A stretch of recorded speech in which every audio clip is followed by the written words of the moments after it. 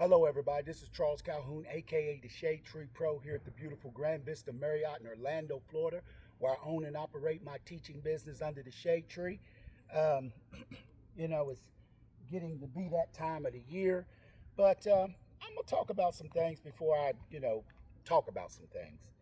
And one of the things I'm gonna talk about is some things I've been dealing with a little bit, as I push this progression for growth in the game of golf, and definitely as an African American, I'm pushing to see brothers do better and play better, and I am not going to hold back.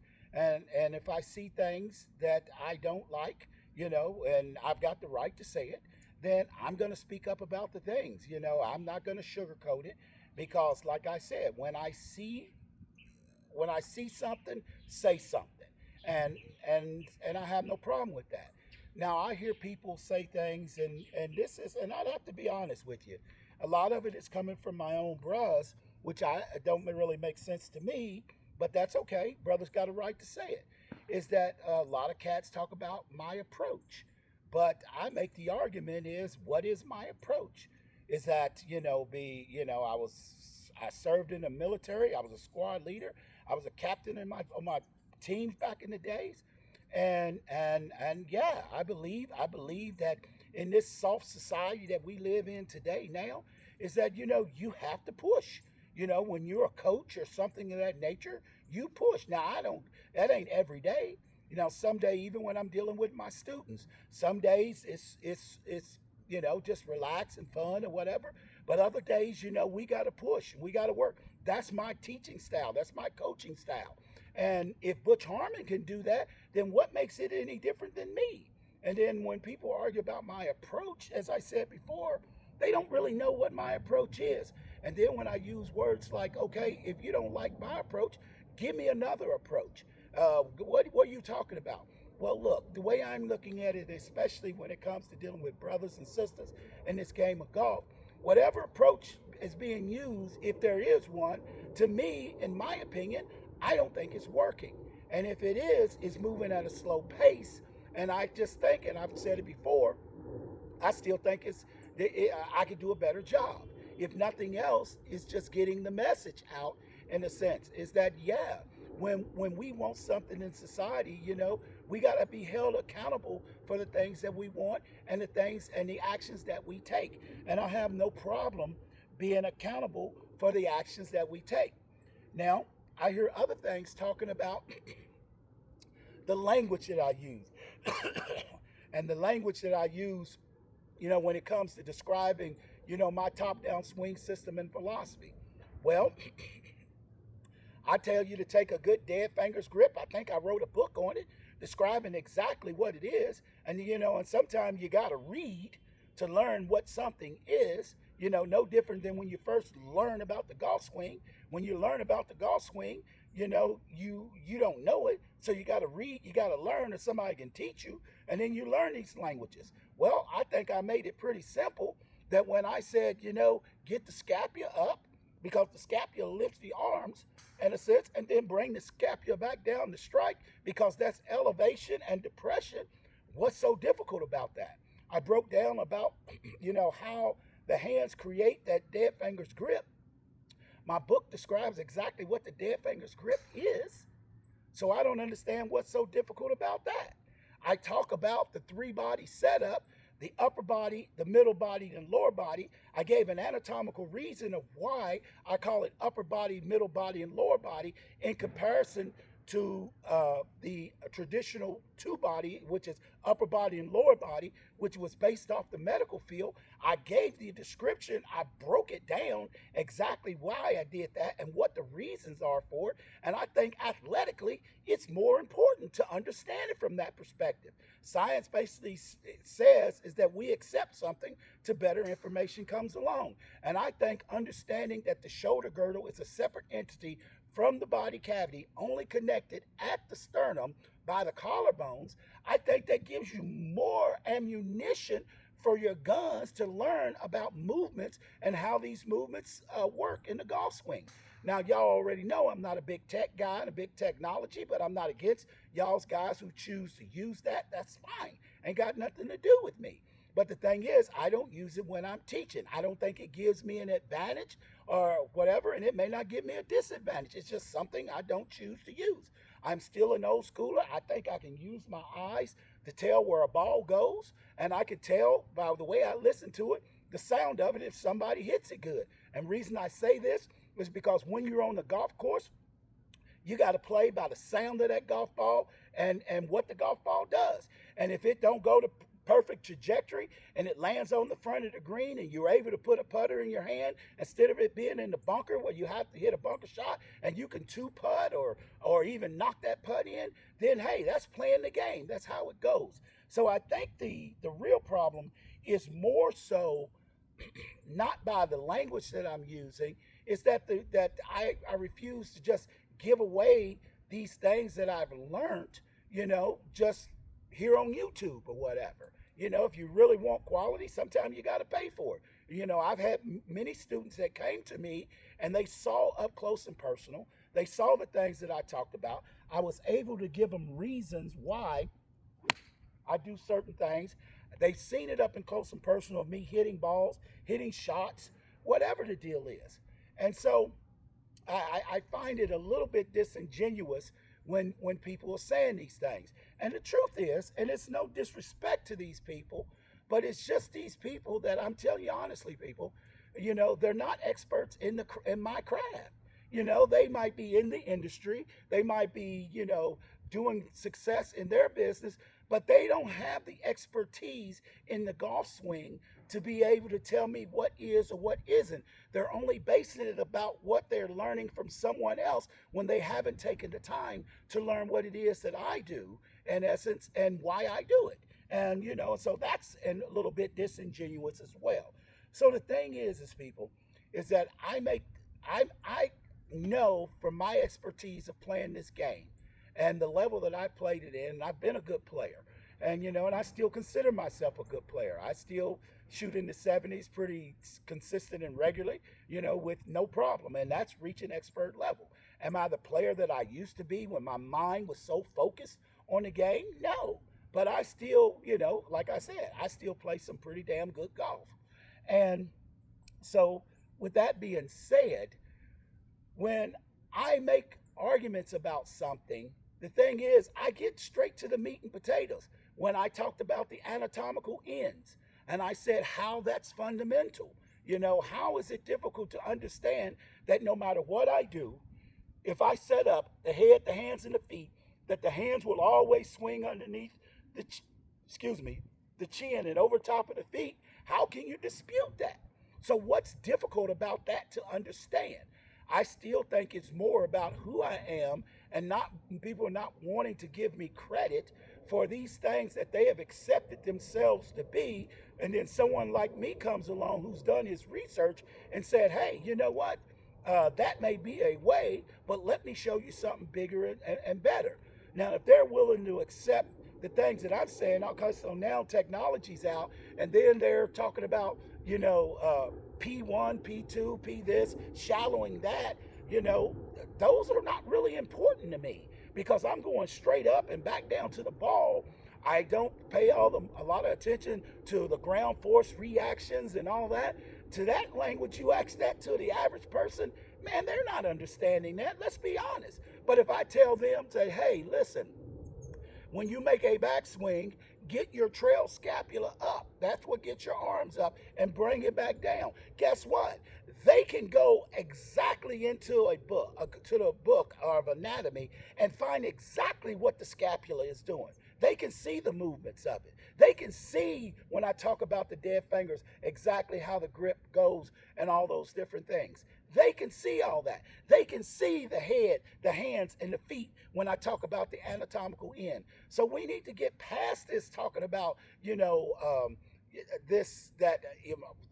what I'm saying is difficult to understand. No, you're making it difficult for your own personal or selfish reasons in a sense. And once again, I find that a little bit disingenuous.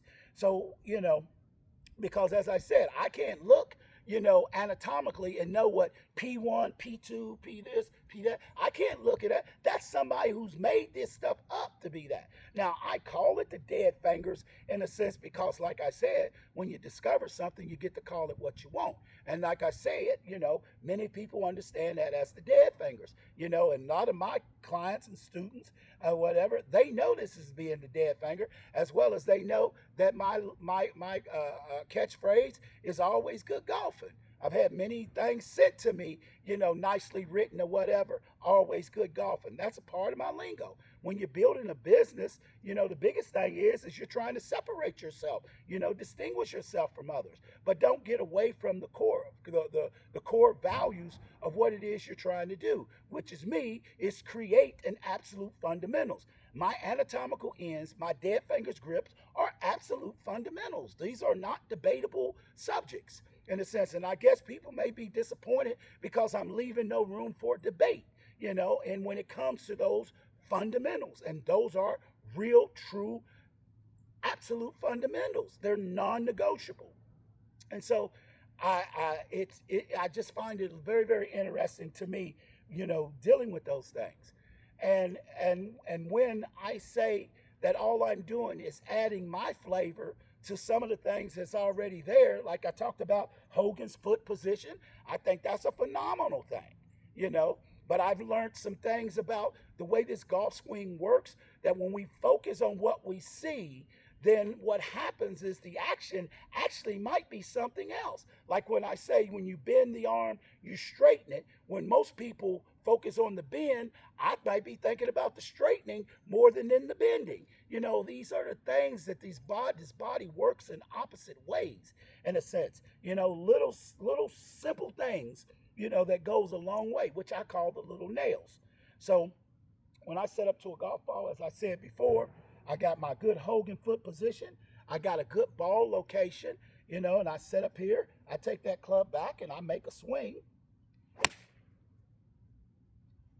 And the thing is, I make that same swing all the time. And why do I make it all the time? Is because the fundamentals that I have, basically, even if my feet are like this, that still yet the anatomical ends are still relevant. Doesn't matter. It's just a little thing that I've learned about the eyes, a little things I've learned about the alignment of the hands, little things I learned about the feet. That doesn't go into all the pushing off, the ground force reactions, and all that. Sometimes we got to worry more about the things that are in application more so, and then those quote unquote reactions and all of that. No, I'm not a big guy about the force plates or anything of that nature, because the feet in themselves are constantly changing. They're always changing, weight bearing, they're always moving. Pressure can be back here and you can hit a good shot. Pressure can be up here and you can get a good shot. I've seen guys play phenomenal golf and never get up here, but yet if you get on your force plates and you see some pro with his stuff up here, then all of a sudden you're trying to do what the pro does, and you're not qualified to do what the pro does, especially as the average. But one thing that you can do that every one of the pros does, you can get a good dead fingers grip. You can create these anatomical ends. You can get this good Hogan foot position. You can take the scap up. You can bring the scap down the drop. You can bring it back up to finish. You can create alignments, of your body or whatever. You can figure out a way how to see the ball in essence or whatever as it lays on the ground. I mean, all of these things you have control over in a sense. So all these other little things like the shallowing of the club and the P positions and all that, those are secondary stuff. And I'm working more on the primary things that makes the golfer a good, because it was Jack Nicklaus who basically said, teach somebody the proper setup and the golf swing is not that difficult. And I truly believe that. When you teach somebody how to set up to the golf ball properly, everything else will fall in line. I truly believe that, and I've just come up with ways that, that mimic a lot of the athletic things that we do. So it's just difficult, when I hear people speak about the language that I use when it comes to my top-down swing system and philosophy. Well, I didn't copy nobody else. I sat there and took all the information I've learned over these 30 plus years, and I wrote my own system. And people, you all don't know how difficult that is. I wrote the top down swing system and philosophy. And out of that top down swing system philosophy came stack and shift. Now I know there's stack and tilt out there, and so for me to create stack and shift was based on the thing is this that I do believe there is more or less a stacking more so than this overloading. I believe that there is a stacking, and then when you drop, I believe there is a certain type of shift. I've just defined is that, and just like I said, and it worked perfectly. And like I said, out of my top-down swing system and philosophy, like I said, I've created the stack and shift golf swing, which is basically what my book is about. And that book has just got different informations, almost like you want to say, because I break down what stack and shift is, but it's almost like it goes with in Harvey Pinnick's little red book, Golf Maxims, things that I've learned about, something that I'll talk about in that book or whatever, what I call the 6 planes. And what I mean by this is that I know Hogan had his plane, but I talk about 6 planes because I break down, in a sense, every little simple little area, in a sense, to allow each movement basically, to find its way, so we can get to and through impact. I focus more on getting through the ball than to the ball. And I talk about these unique things. So it's a lot that I describe in there. But at the end of the day, I don't get away from the basic fundamentals of which I talked about, dealing with the anatomical ends, the dead fingers grip, and more importantly, how to look at a target, how to aim the ball. I've told you all that before. Look at the target, look at your club face, and squeeze them in between it. And that's something learned from, studying Count Yogi. One of his unique things. Look at the target, look at the club face, look at the ball, and then make a swing and kind of smash them in between it. It's just one of those things. And so look, I am not reinventing the wheel, but what I am doing is giving you some new kind of rubber, something that's lasting. I'm telling you, produce a better wheel because we don't use a wooden wheel anymore. We don't even use the same kind of rubbers that we used before. It's just so many different things that we can add to the fundamentals that each individual can use that absolutely can make them better golfers. And all I'm doing is presenting that information. Now, the other part. Now, I am strong in my voice. That ain't no act. That's who I am. And I am strong about it. I was like that in the military. I'm like that in my everyday life. And I'm not here to pat anybody on the back. Like I said, if you want something in this world, you got to work for it. You got to put some work into it. And sometimes, it takes a little swift kick to get something done. Whether my brothers feel good about it or not, hey, look, a few of them, hey, they need a little kick. And I'm here to do it. Because, like I said, because every time that I look, whether it's from a teaching standpoint, whether it's from a playing standpoint, we're not representing ourselves as well as I think we possibly could. And if I feel I can do something or say something to make that situation better, then hey, it is what it is, and I'm going to call a duck a duck. Hey, that's how I roll. That's my approach. That's my style. That's who I am. This is Charles Calhoun, aka the Shade Tree Pro, here at the beautiful Grand Vista Marriott, Orlando, Florida, where I own and operate my teaching business. If you like this video, definitely give it a thumbs up. Don't forget to subscribe to my channel. Like I said, my book, will be coming out soon. I'm definitely going to give you more heads up when it's coming out, and be ready for it, people. Like I said, it is my book.